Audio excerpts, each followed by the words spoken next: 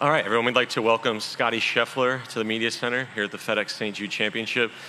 Scottie's entering the FedEx Cup Playoffs this week at number 2 and finished the regular season number 2 in the Comcast Business Tour Top 10. Scottie, 2 wins on the season, 15 top 10s, an impressive run. I guess just some opening thoughts from you on how the regular season went and how it's primed you for another playoffs run here. Yeah, I've had a pretty good year so far.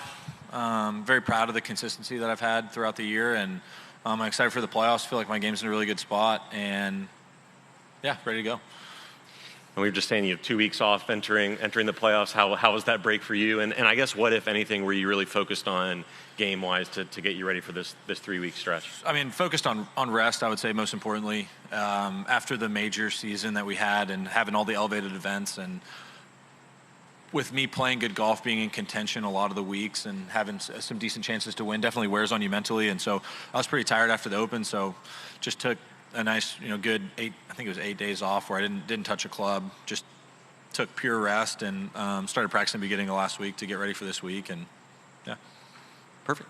All right, we'll just go right into questions. If you just have a question, raise your hand, and we'll get a microphone over to you.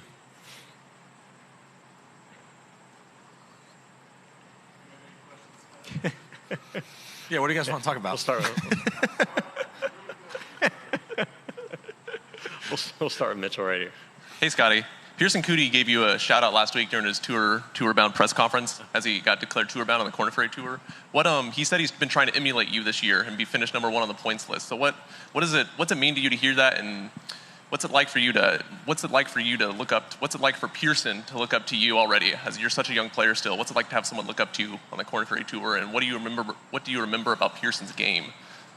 Well, first, about Pearson's game, I remember him being really good. Him and his brother, they're both really talented players, and it's good to see them having success. I think Parker also made the playoffs, and so I love seeing Longhorns have success out here on tour. And yeah, I mean, it's nice to have people look up to you.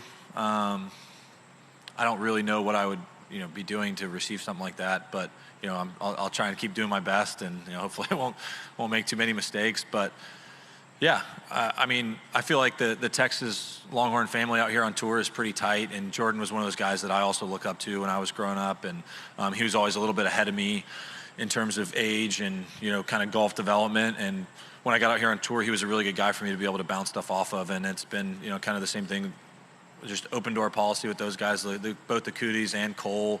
Whenever they have questions, I'm happy to answer them, and that's something that's important when you start out here on tour. There really is so much to learn, and a lot of it you can learn by experience, and I mean, a lot of it you just got to ask questions. I mean, there's just random stuff about where you want to stay, where you want to eat. There's so many things that go into how you want to plan your weeks out here on tour. And when I first started, I had no idea what I was doing, and so it was really good to have some older guys that I was able to bounce stuff off of, and hopefully I can be a little bit of a sounding board for the younger guys coming up as well. Cool. Right over here, right? Hey, Scottie, Colin Cody with WRG here in Memphis. What are your thoughts about the course and how it's playing today, especially, not knowing the conditions moving forward this week? Yeah, we've gotten a lot of rain so far this week, and I've heard it's been kind of a rainy season here recently, so the rough is a bit thicker than I remember it being. Gotten some really, really nasty lies around the greens, and so that's a little bit of a change for this year. I mean, the rough has always been pretty penal here, but it seems to be a lot thicker than it is in years past. But other than that, the golf course provides the same challenges. You got to hit it really good out here, and when you're in position, you can score. But the second you start hitting the ball offline, you're going to be penalized pretty severely for those mistakes, especially with a lot of the water holes. And then, I mean, Bermuda rough going into Bermuda greens is always a challenge, just judging how that ball is going to come out. And obviously, your best finish coming in 2020, missing the cut last year. With the rest, the last couple of weeks, do you think that's going to help your game? I'm sure hoping it's going to help my game. This is a course that I really enjoy playing. I haven't had as much success at this place as I have at some other courses on tour, and so I don't really know why that is, but I'm definitely hoping to change that going into this week. Hey, Doug. As it relates to the next 3 weeks, what have you learned about this segment from last year? What did last year teach you? I think I'm treating this year more as trying to build up for Eastlake. I feel like if I go out and have a great week at Eastlake, with the position I'm in now in the FedEx Cup, I can't fall too far away from the lead. And so I'm kind of trying to build my way into that tournament and make sure I'm rested, just because, I mean, it's the playoffs, the fields are really good, and you don't want to be tired going into the weekend at Eastlake, just because those are going to be the two most important, or the four most important days of the playoffs. I mean, I could win both these tournaments and I still only have a 2-shot lead at Eastlake. And so it's a different format, and just trying to be ready for that tournament. How much do you think about last year? What do you think happened? And in general, is it underrated how hard it is to play with a big lead? I would say it's underrated how hard it is to win out here on tour. I just think that the fields are really deep, and I think you also saw that in the majors season this year. You had Wyndham Clark and Brian win. I mean, Brian won the British Open by 6 shots, and I mean, no insult to Brian, but he probably wasn't on a lot of people's list to win the tournament that week. And it just shows the depth of talent that we have out here on tour. You know, Wyndham was a guy that not many people, he may not have been on many people's radar in the middle of last year, and he shows up and wins an elevated event, then wins a major the next month, and he's, you know, second in the Ryder Cup points list. And it's really fun for us as players to have such great competition. And I think what I learned last year at Eastlake was it is hard to play with a lead. It's something that I've had success with, and now, you know, and I failed at it once, and it's definitely frustrating when you fail, but you know, I felt like I learned a lot about myself, and it's definitely, you know, not an experience I hope to have again in the future. Shed, yeah. Scottie, can you speak to how personally you feel about Jay being able to come back, how important that is, and maybe how, I don't know, your sense of your peers, their I guess happiness that Jay's back and is okay?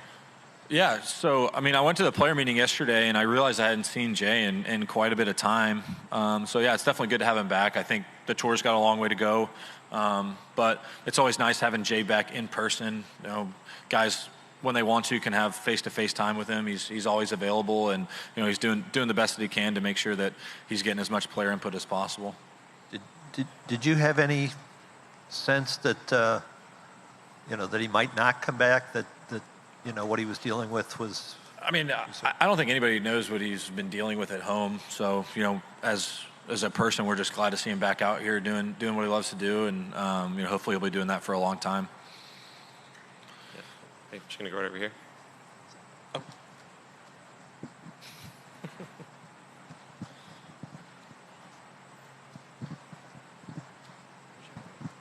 Thanks so much, Scottie. You mentioned the tour still has a long way to go. I was wondering if you could elaborate on that. Does that mean in terms of explaining the deal to players or the details of it? I was wondering if you could just expand on that a bit. Yeah, I mean, well, you have the framework agreement, which nobody's, you know, entirely sure what that means. And then you got whatever they're working towards. And the position where I'm sitting now, it just seems like they got a long way to go in that sense, to where, you know, there's still really not much to say, and I mean, we still don't really have a great idea as to what is going on right now.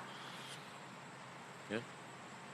It's right over here. Scottie, you're a proud Longhorn. Talk about your program joining the Southeastern Conference. Talk about the development of those collegiate golfers joining such a proud golf conference as the Southeastern Conference.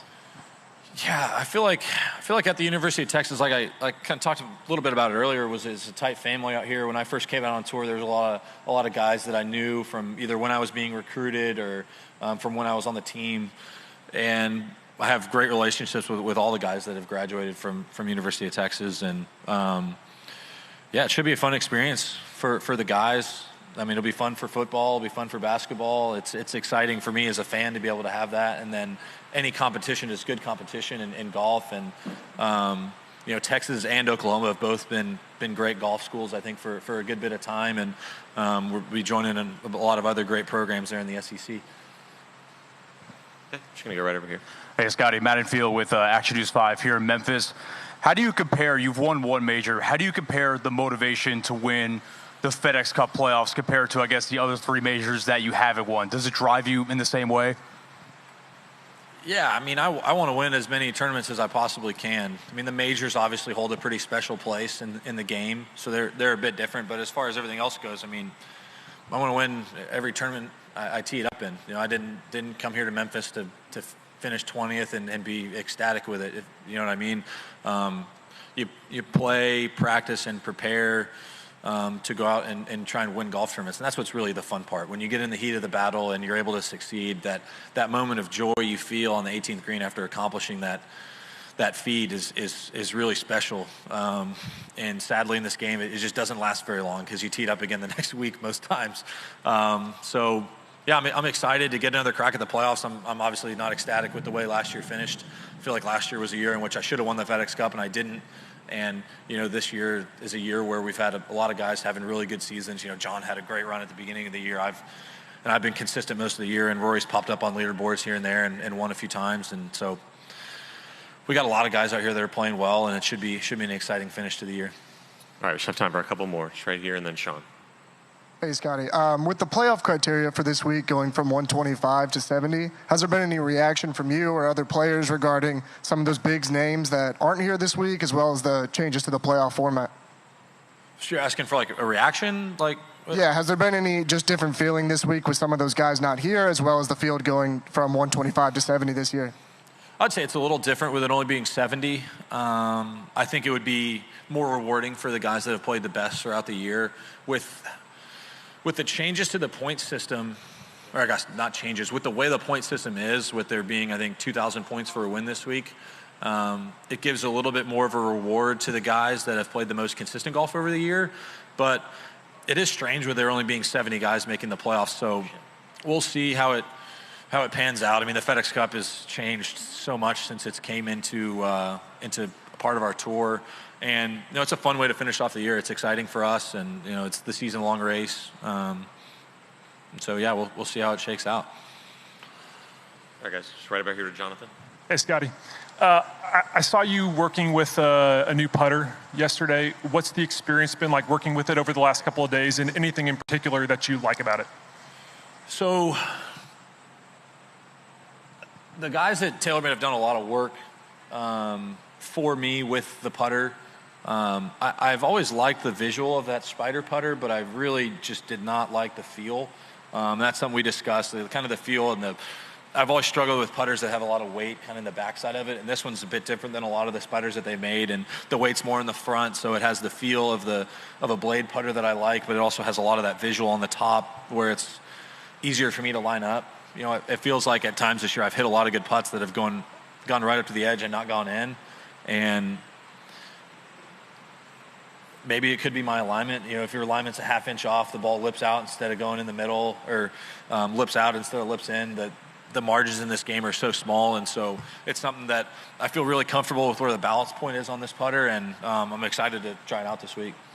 All right, we're just going to finish right here with Bob. Scottie, things really seemed to change for you. Your career really took off after playing in that Ryder Cup at Whistling Straits 2 years ago. Is it too simple to say that really gave you a boost? Being, you were sort of viewed as the last guy on. It's amazing how much different it is now. You're the first guy on, basically. So just curious when you think back to that, how much that meant, and if it really did sort of give you an impetus into 2022 and what you've all accomplished. I mean, it would be pretty hard to argue that it didn't have much of an effect.